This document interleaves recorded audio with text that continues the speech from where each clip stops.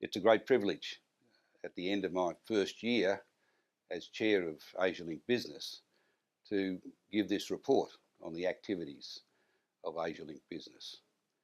It's been a mixed year, if you like. There is a continuing push against free trade.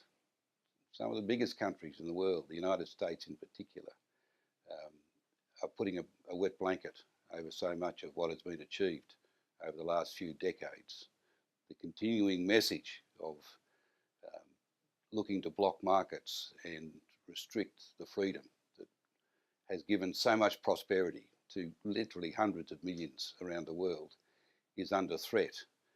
But proudly, I think Asialink Business is amongst some of the prominent organisations in Australia which is looking to counter that and to counter it effectively with good information, with tools that we can provide people, with awareness, which is the biggest thing, telling people and businesses in particular where the opportunities are, how we can capture them, helping to design linkages between ourselves and many of the countries around the world, informing our business people about the cultural differences and how we can integrate more effectively and continue the prosperity that we've enjoyed as Australians for the last 30 years off the back of liberalising not only our economy, but being part of liberalising many, many economies around the world.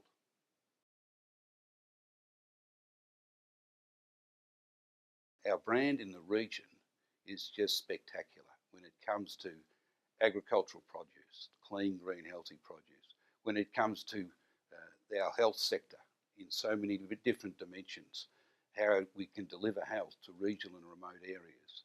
In our education, we're the third biggest supplier of education to foreign students in the world. All of these things, Asialink Business and Asialink generally is making a major contribution to ensuring that Australian businesses and organisations, local councils, we do so much work with local councils, we're helping them take advantage of selling these world-class, high gold standard brand activities into the region.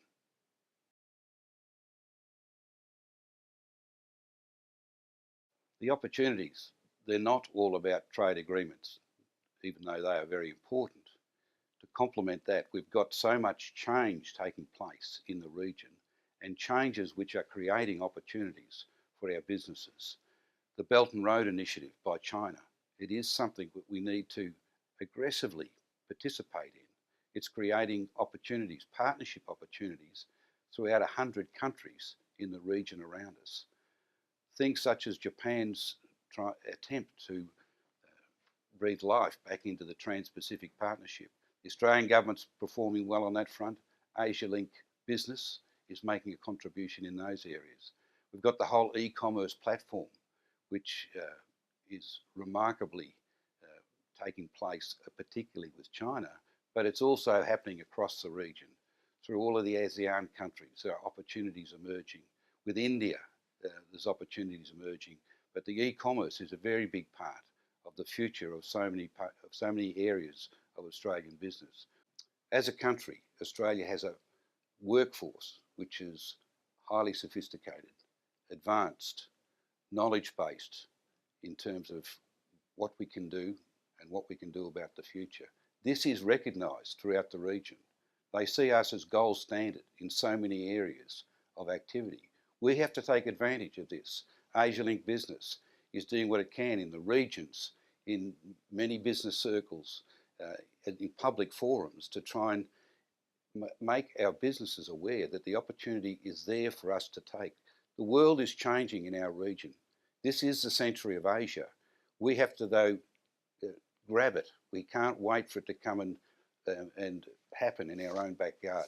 We have to get out there, invest in these different countries, take the services to many of these areas. Sure, we've got wonderful products which we are selling in a very significant way, especially our clean, green, healthy food products. That is an enormous opportunity, but at the same time, services will be a very big part of our future.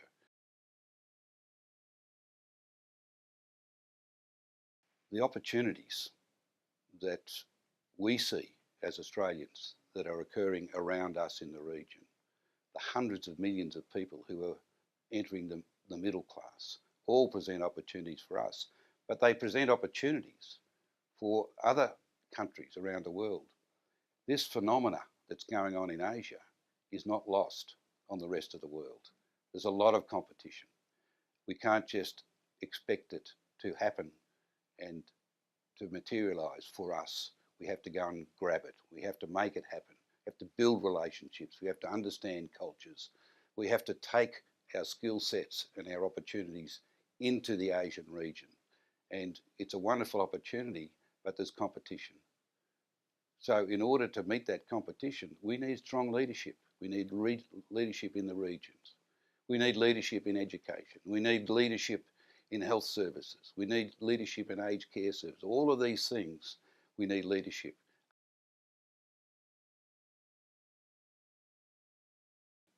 Asialink Business has again led the charge in many respects to inform people, inform businesses, inform regions, inform councils, to inform the education institutions, to inform government about what is in prospect for Australia if we prepare ourselves properly to take advantage of the economic revolution that's going on around us.